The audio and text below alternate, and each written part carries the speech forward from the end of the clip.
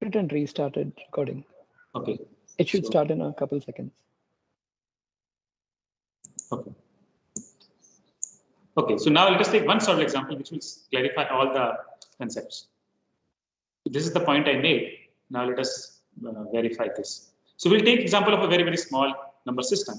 This is our artificial number system in the sense that we have reduced the total number of bits. Here we have a total of just 4 bits. So either we can have an integer number which is 4-bit integer, or we can have a floating point number which is where we have. So here we don't have any sign. Let us make it simple. We just have all the numbers as unsigned. In fixed point, we have 2 bits of integer and 2 bits of fraction. And for floating point, we have 2 exponent bits and 2 Mantissa bits. Now let us generate all the combinations. So because we have only 4 bits, the maximum number of combinations we can generate is 2 raised to power 4 or 16. That is the maximum number of combinations. So these are the different strings we can generate.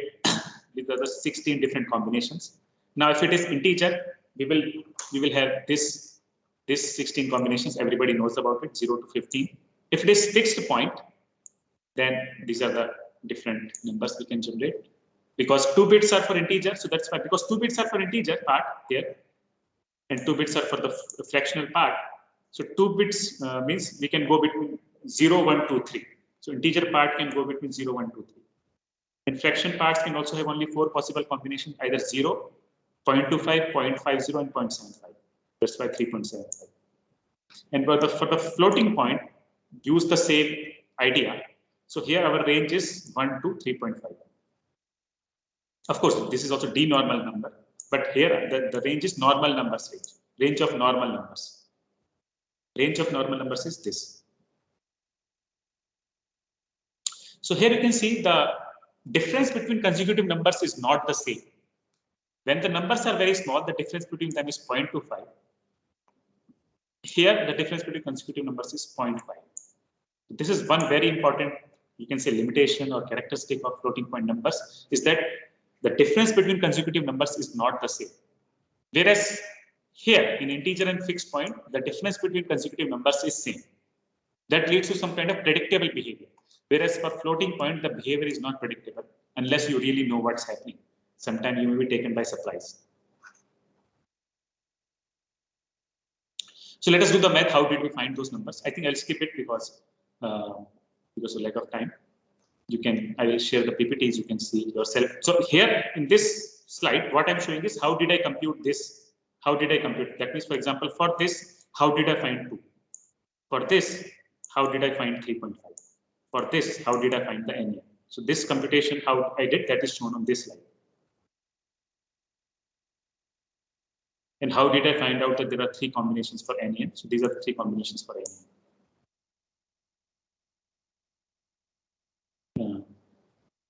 Now let us do some more analysis. This is the same total number of bits, but I give more bits to the exponent and less bit to the Mantissa.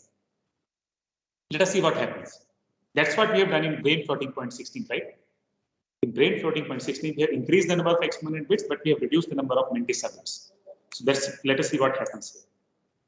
So here now you see bias in this case is 3 anyway. So range has increased. Range has really expanded. Range has expanded. Previously, our range was 1. You see here our range was 1 to 3.5. And now our range has expanded to 0.25 to 12. Right? Our range has expanded.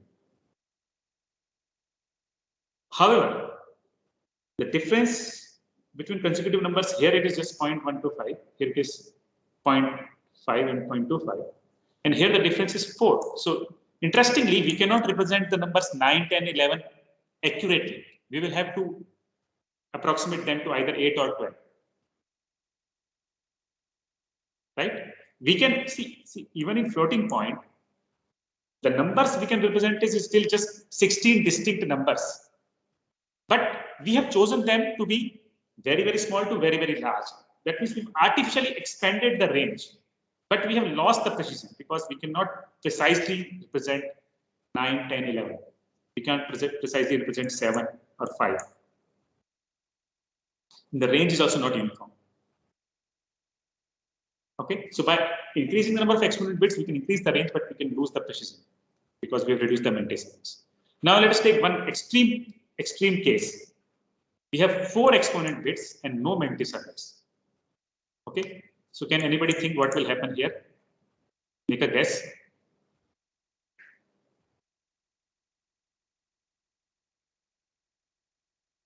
Can anybody make a guess what will happen here?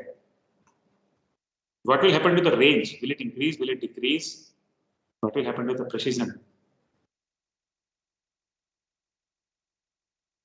So the range has to increase, right?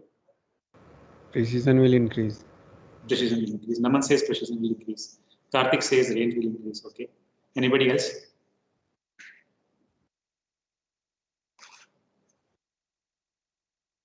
Any other guess? Okay. Range will increase for sure. Here, you can see the range has now increased from very, very small value to very, very large value. But only thing is there is no Mantissa bit, so all we can represent is power of 2 numbers. And between, again, you can see difference between consecutive numbers. Here it is very, very small. The difference increases. Here the difference is 64, which is really huge difference. That means it will do such a gross approximation. Once the number goes above 64, you are just very grossly approximating it. So that means this kind of number system is good when you have to represent very, very small numbers, but you are losing your ability to represent very large numbers. You are artificially calling that I am able to represent 128, up to 128. But that is very inaccurate representation. Okay, and one last case is when you have only 1 exponent bit and 3 Mantissa bits. Now what will happen? What will happen now?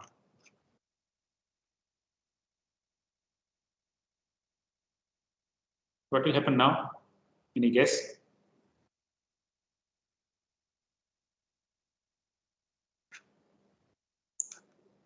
Okay. Okay. Now this number format becomes useless. It has so many NaN is all useless, and denormal numbers are anyway, range is also very small, and the operations of denormal number are also very, very costly, even when you do hardware implementation. So this number system is not of much use. That means just for academic purposes, I introduced it. Nobody will actually use this kind of number system. So the lesson to learn is you need to have a minimum number of exponent bits. So to summarize, exponent controls the range, and Mantissa decides the precision. That means the number of Mantissa bits, number of exponent bits decides and controls the range. We need to balance them.